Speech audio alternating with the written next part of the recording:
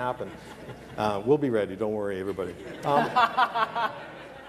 But what it does is it puts a fuse in place, which forces you to make decisions to get things done, like nothing else. And that's true in the sports infrastructure. Then you got the collateral infrastructure. We're building a fantastic athletes village just to the east of Toronto, and it's 2,000 units, and it's on land, much like Vancouver, which was brown, probably almost brown to black. And it's being remediated, and we're going to use it as a village for the time, but then it becomes a community. And we become a triggering event, whether it be a rail link, which in fact is on our list that we expect to be done, or this beautiful community, which that land would have languished for decades because there's no reason to do it. And so the games have got to deliver against an agenda which is populated by advocates as well as politicians, to allow you to step change progress in a way that you couldn't have done it without this as an event. It's almost like when you're inviting people over on a Sunday. Suddenly you have to start cleaning up in ways you wouldn't have normally done. And it forces you to make progress and drive alliances and drop your petty interest for the larger good. Because there's a heavy dose of patriotism that goes through these things. And so that's the step change opportunity. Ian referenced politicians. Lisa, I want to reference a big event politically in the US, the Chicago bid. Was big news and did not unfold the way you thought it might, or the way that anybody wanted it to, despite the participation of Oprah and Barack Obama himself. Give us, we're all P&G people here, we'll say nothing outside of this room. What happened? What happened? Right. First of all, let me start with the end point, then I'll circle back and come to it. For those of us who were in Copenhagen and saw the Rio bid, and they were the eventual winners, there's no doubt in my mind, or frankly anybody in the Olympic movement's mind, that they won. And they won because they had addressed all the IOC kind of infrastructure concerns and the safety and the ability of this. But where they won was the higher ground, because the South American continent has never hosted an Olympic Games. And that was really important to the members of the International Committee. There's 103 members that vote secretly and anonymously to bring it. So in my mind, when President Lula got up and Carlos Newsman, who's one of the greatest statesmen in the Olympic world, and their chief of economy, they come up and said, it's our time to bring the Olympic movement to 1 billion people, game over. I think the disappointment was the fact that the United States, went out in the first round. And it is a disappointment, for any city that doesn't win the privilege to host a games. Not only are there people in a city who go through 2 years of their life going around the world to bid, and including very high-level people. Mayor Daley he wanted this to be his legacy for the city of Chicago, but it costs an enormous amount of money to put a bid on. The city of Chicago raised more than $70 million just to bid. And you're really personally disappointed that you're not able to bring this prize home for your country. And I guess that's the point that I will make, is that the level of the Olympic movement has gotten to at such a level where world leaders are now involved and not only there to advocate for their country, but now expected to advocate for their country to be the host. Tony Blair won the London bid that way. Putin himself came down to Guatemala and advocated for the 2014 Winter Games in Sochi. And going into 2016, the pressure was on for not only, the Prime Minister of Japan was there, the King Juan Carlos from Spain was there, President Lula from Brazil was there, and the pressure was on for us to bring the President of the United States. And that's a very tough decision for the United States, because it's a standing policy of the White House to not bring a sitting president to advocate for something that just benefits your country. And if you remember at that time, he was in a bitter battle for health care. We were in the depths of the recession. So there were a lot of high stakes and a lot of high level conversations that went into this. So do we bring him? Michelle came and helped us for 4 days. Do we bring him or not? At the end of the day, he himself decided to come. And I think that's what gave it the visibility that was so difficult for us because we'd never done that before. And it really goes to, I guess, underline my point that I believe in the process so much that even though I'm very disappointed Chicago didn't win, Rio deserved it.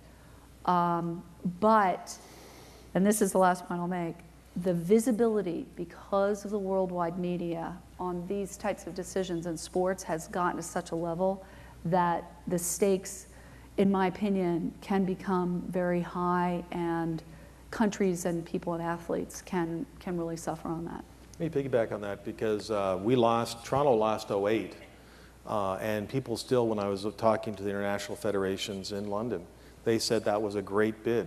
However, geopolitically, there's no way we're going to win because it was Beijing's time. And I think the thing we got to remember, these are huge undertakings. Lisa talked about platform, and I talk a lot about the power of the platform to evoke transformational change. Even in terms of how you position. And so many of these emerging markets use it as a chance to reposition their city, their country in the world view. And we're advocating now to say, how do we reposition Toronto relative to Miami as a banking hub, for example? Because these are events which do grab attention, and they are transcendent, and you can use them to do many more things than just drive bricks and mortar infrastructure.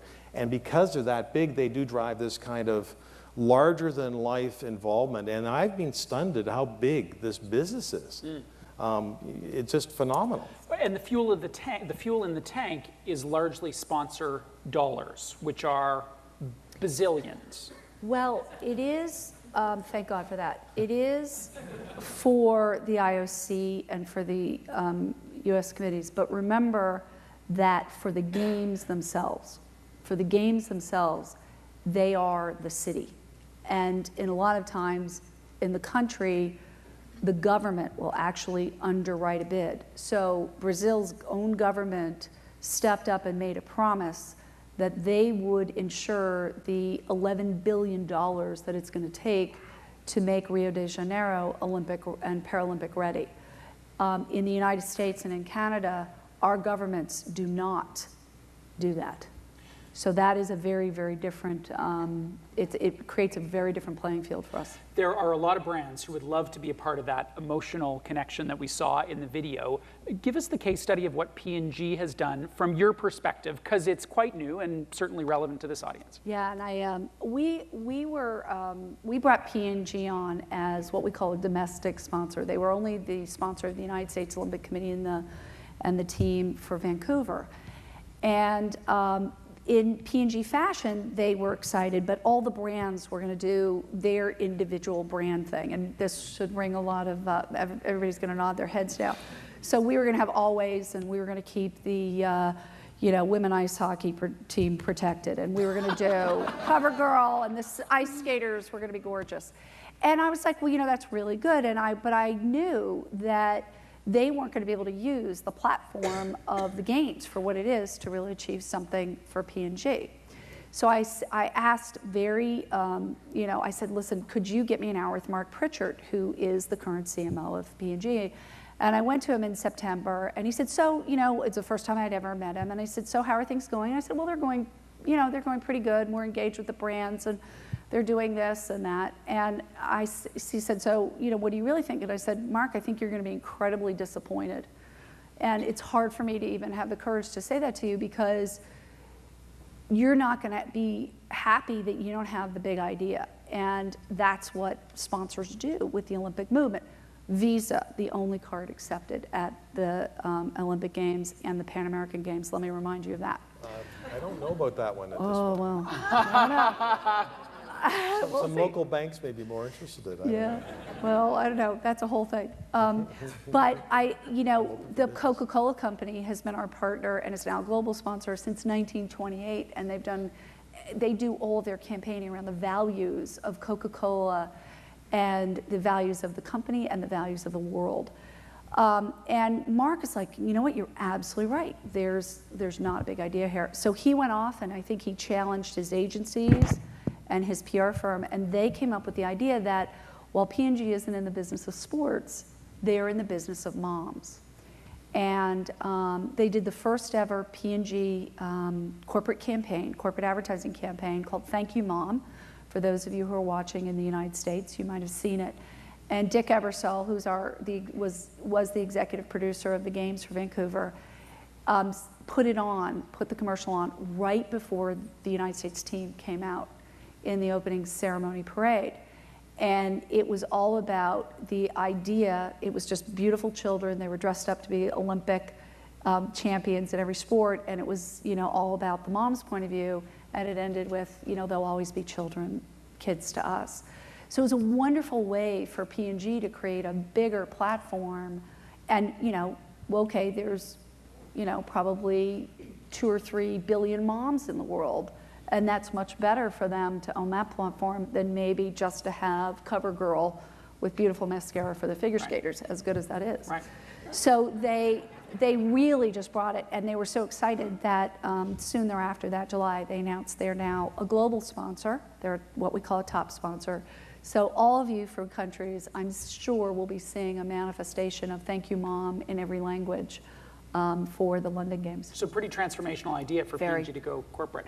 Ian, what are you seeing for the future in terms of the sponsorship dynamic, which, by the way, seems to me to be a harder one to manage than with professional sports that have very clearly capitalist drivers that don't try and hold the Olympic higher ideal? Well, for us, we're blessed because there's a lot more flexibility in what we can do in the Pan Ams and the Olympics. The Olympics have the classic brand managers located in Switzerland, and they're ruthless in terms of enforcing their brand guidelines and everything else. We are actually a lot more flexible, and I think you've got to look beyond. This is not about a brand logo. This is about activations. This is about using the games as a means to reach audiences you want to reach. So as we talk to people, we talk to potential sponsors around, how's your brand development amongst the diverse communities in Toronto? Or we say, would you like to reach hockey? Would you like to reach soccer moms? Because we have a way to do that. And looking at, do you want to be associated with education? We can do that. Volunteers. And so we're looking at programs beyond just logos so that they can use their retail leverage and footprint, or they can look at a way they could do things to either attach to new consumers or move their brand image appropriately in a way that they can measure the ROI on it. And this is, people tend to think about, well, I don't really want to think about sponsorship because my brand awareness is very high, and that's fantastic, but this is so much more, and you have so many communities you can reach through sport because, there's 450,000 kids playing soccer in Ontario alone. And so, I remember at some points in my career, I'd have given my eye teeth to be able to reach soccer moms, right, with a message. Right. Well, here you go. We can activate with you. And I think that's a partnership and thinking from a sponsor's point of view, but giving them activation opportunities so they can see their brand with new consumers or positioned differently in the eyes of people. Selling that transformation is tough. We're going to roll another video in just a second. So Amy, if you could stand by for that. Lisa, this is one that you brought with you. Can you set it up for us? What you're going to see is a video that we've been using for the past, I think, 6 months or so, because right around the corner in a little over 13 months are the London Games. And if you look at me, part of my job is sales, a big part of my job is sales, but it is also really managing the Olympic brand in the United States. And for us, it comes down to the athletes. That's our core value for our sponsors and for everybody, fans and Americans who want to engage in this.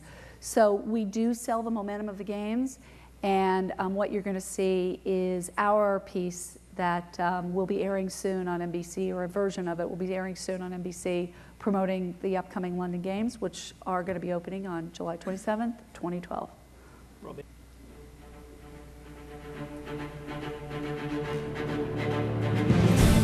In less than 2 years, the Olympic flame will be lit again in a city of sweeping majesty and pervasive history, London, site of the games of the 30th Olympiad, and the first city to ever host a Summer Olympics 3 times.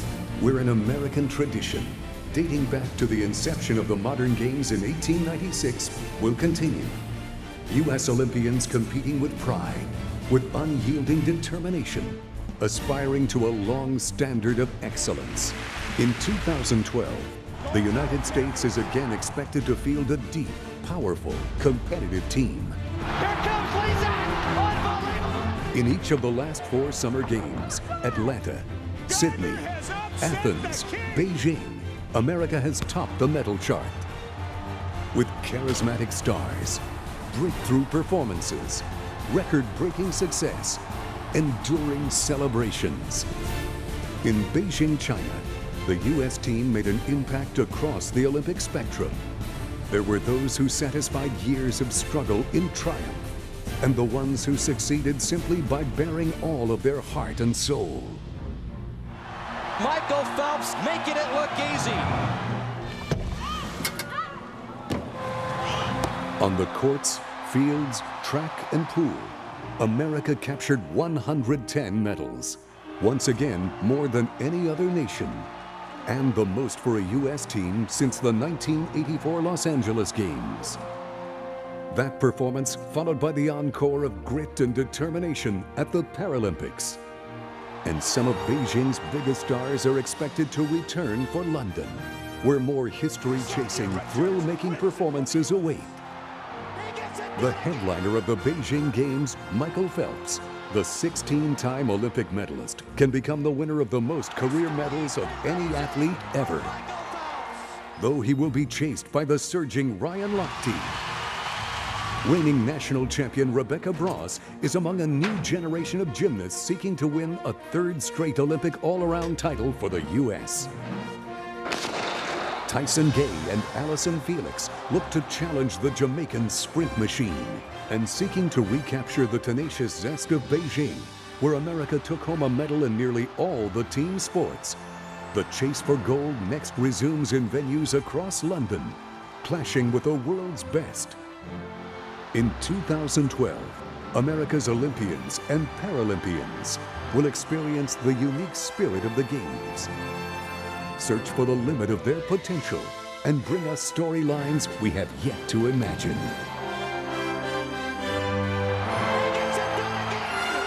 Their stage, a city that embraces the majesty of the old and the excitement of the new.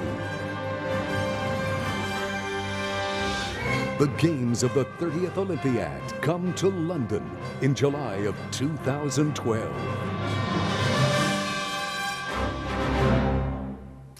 Wow. Wow. Make sure you guys come. It's going to be quite a game.